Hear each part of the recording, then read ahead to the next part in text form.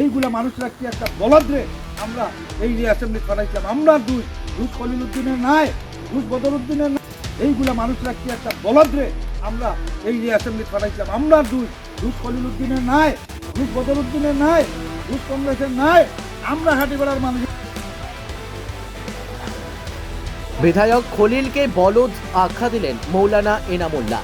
শনিবার শিলচর লোকসভা আসনের বিজেপি প্রার্থী পরিমল শুক্লবৈদ্যর হয়ে নির্বাচনী সভায় খলিল উদ্দিন মজুমদারকে বলদ আখ্যা দিলেন কসম কৃষক পরিষদের ভাতৃ সংগঠনের কাছাড় জেলা সভাপতি মৌলানা এনামুল্লাহ।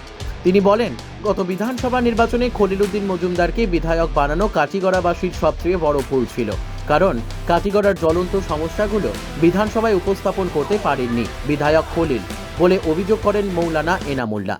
পাশাপাশি তিনি আরও বলেন, সংখ্যালঘুর উন্নয়নের জন্য পরিমল শুক্লবৈদ্যকে ভোট দেওয়া একান্ত জরুরি এবং কংগ্রেসে ভোট দিয়ে কোনো লাভ নেই, কারণ সূর্যকান্তকে ভোট দিয়ে নির্বাচিত করলে দুদিন পর বিজেপিতে চলে যাবেন না বলে কি বিশ্বাস। তাই সূর্যকান্তকে ভোট না দিয়ে উন্নয়নের স্বার্থে সবাই ঐক্যবদ্ধভাবে বিজেপির প্রার্থীকে জয়ী করার অনুরোধ জানান Maulana Enamullah. Bureau report, Nababarta today. এইগুলা মানুষরা কি একটা বলদ্রে আমরা এই যে অ্যাসেম্বলি করাইছিলাম, আমরা দুই রুশ খলিলুদ্দিনের নাই, রুশ বদরুদ্দিনের নাই, এইগুলা মানুষরা কি একটা বলদ্রে আমরা এই যে অ্যাসেম্বলি করাইছিলাম, আমরা দুই রুশ খলিলুদ্দিনের নাই, রুশ বদরুদ্দিনের নাই, রুশ কংগ্রেসের নাই, আমরা কাটিগড়ার মানুষ। হিমন্ত বিশ্ব শর্মা সাহেব, আমি কাটিগড়ার জনগণের ভোটে নির্বাচিত বিধায়ক। আমার কাটিগড়ার ছেলেরা যদি অন্যায় করে আমাকে বিচার দিন, আমি বিচার করব।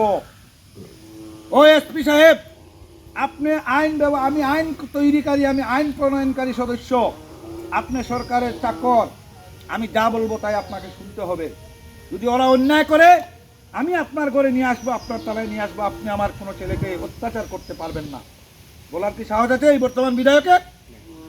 তাহলে করবো বিজেপি কইব, দাদা আমি তো আর বুঝি লেছি আর হইতো না যে আমি বিজেপি যাই কি, তখন আমরা জায়গাত রইব, হ্যাঁ বিজেপি যাইব, হে বড় নেতা হইব, আর আমরা তারে ভোট দিয়ে বড় মাইলাম। এখানে আমরা বেকাতে বিজেপি যেতাম, আমরা সোজা বিজেপিতে ভোট দিই না। আমরা অসম গণ পরিষদ দল বিজেপির লগে আছি, আমরা অসম বিজেপির মধ্যে আইডিওলজি থাকতে পারে, হিন্দুত্ববাদী কিছু থাকতে পারে, কিন্তু আমরা অসম গণ পরিষদ দল একটা ধর্ম নিরপেক্ষ দল। আমরা যাই হেতু এই সরকারের সঙ্গে আছি, বিজেপির যখনই কোনো মুসলিম বিদ্বেষী কথা কইব আমরা এজিপি দল গর্জে উঠবো এবং আমরা কইব আমরার মাধ্যমে আমরা শরিক হিসাবে তুমি সরকার হইছো, শরিক হিসাবে তুমি।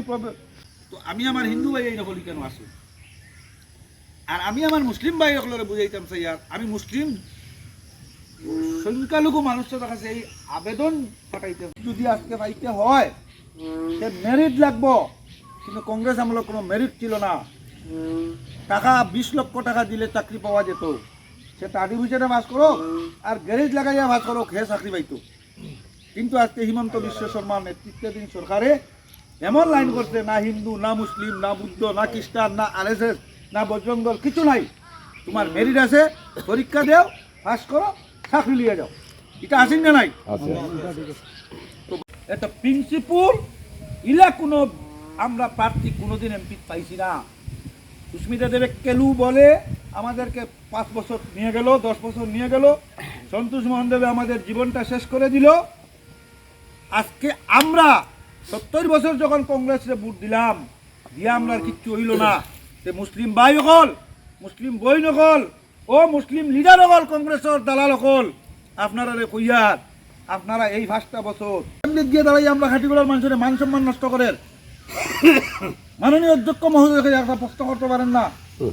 ওর মাননীয় অধ্যক্ষ মহোদয়, এইবারের বন্যার সময় ভয়ঙ্কর ফ্লাড হয়েছিল, এই ধরনের কথা শুনবার লাগে আমরা কি অ্যাসেম্বলি পাঠাইছিলাম?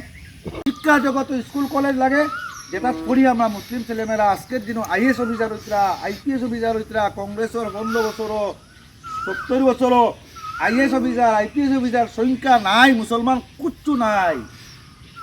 আজকে বিজেপির আমল ডক্টর কতজন মুসলমান, ইঞ্জিনিয়ার কতজন মুসলমান, IAS অফিসার কতজন, IPS অফিসার কতজন, কোনো হিসাব নাই। যদি আমরা কোনো কাজ করাইতাম পারি না, তাহলে এর বাজার 5 বছর এমপি তোমরা সব লইয়ে গিয়া আমরা কোনো দুঃখ নাই।